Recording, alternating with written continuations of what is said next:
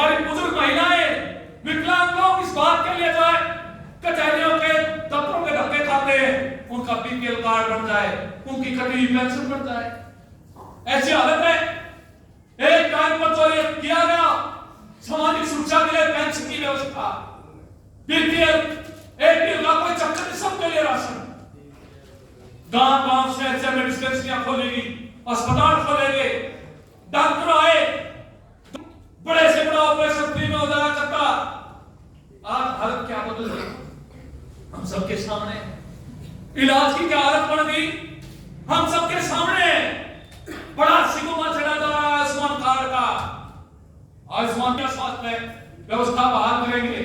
हम ये कहना चाहते हैं, ये आयुष्मान कार्ड का बनना आप ये मान लीजिए सरकारी अस्पतालों का खत्म होना है। सरकारी अस्पताल खत्म होंगे, सारे रोजगार जाएंगे और आयुष्मान कार्ड के अंदर केवल जो है कुछ ऑपरेशंस के लिए उसके अंदर प्रावधान है, सामान्य बीमारियों का प्रावधान नहीं है। तो क्या बनेगा? और इसकी जो बीमा योजना, जो स्वास्थ्य बीमा योजना के तहत आयुष्मान कार्ड की योजना लेके आए हैं, आप समझ लीजिए जब देश में कोरोना, दुनिया के अंदर कोरोना आया, सबसे ज्यादा लोग कहां मारे गए? अमेरिका के अंदर। क्यों मारे गए? क्योंकि वहां सरकारी अस्पताल नहीं है, वहां स्वास्थ्य बीमा योजना ही है, वहां भी है। तो जब अस्पताल नहीं होंगे तो जो गरीब लोग थे उनके पास इलाज की सुविधा नहीं थी, इसलिए वो अमेरिका सबसे ज्यादा जिसके पास पैसा है वहां सबसे ज्यादा लोग मारे गए। तो आयुष्मान कार्ड कोई विकल्प नहीं है, तो स्वास्थ्य सुविधाएं बर्बाद की जा रही हैं, राशन की सुविधा बर्बाद कर दी गई। पढ़ाई की हालत क्या है? पहले क्या था?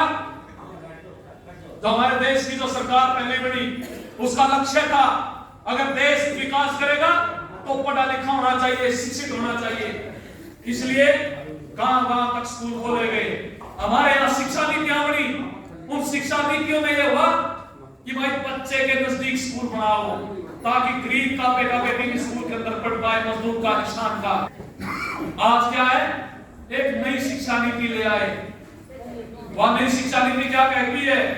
ये समझने नहीं होता हमारे मजदूर परिवारों को।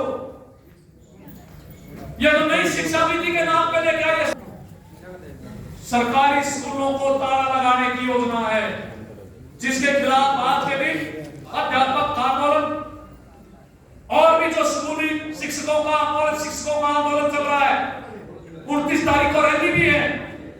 वो नई शिक्षा नीति वो ये कहती है कि भाई बच्चे के नजदीक स्कूल नहीं होगा, बच्चे को स्कूल के पास जाना पड़ेगा। बड़े बड़े स्कूल खुलेंगे तो जो परिवार अपने बेटा बेटी को नजदीक के स्कूल में भेज देता था उसके बच्चे के लिए, आप समझ लीजिए हरियाणा की सरकार एक चिराग योजना लेके आई है। वह चिराग योजना क्या है? आप अपने बेटा बेटी को अगर प्राइवेट स्कूल में दाखिल करवाते हैं तो सरकार आपको 1100 रुपए देगी, प्राइवेट में करवाओ। और अगर आप सरकारी स्कूल में करवाते हो, मॉडल संस्कृति स्कूल के नाम से सरकारी स्कूल कन्वर्ट कर रही है सरकार, बदल रही है, उन्हीं के ठप्पा लगा रही है जो पहले से सरकारी स्कूल है।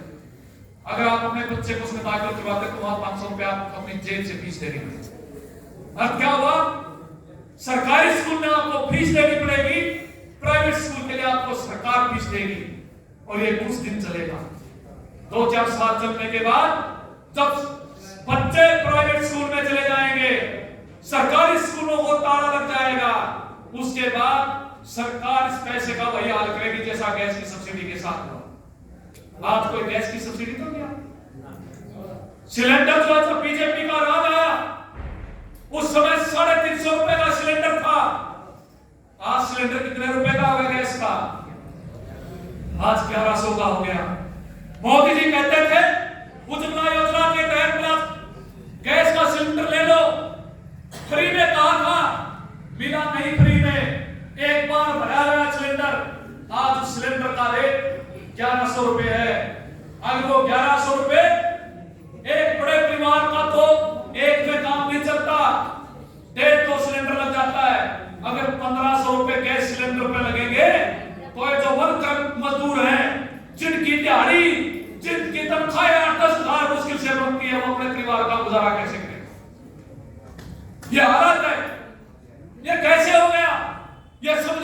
जरूरत है, तो पढ़ाई के मामले में ये हमारी बड़ी पीढ़ी को, हिंदुस्तान की हमारे बच्चों को उससे दूर करना चाहते हैं। क्यों?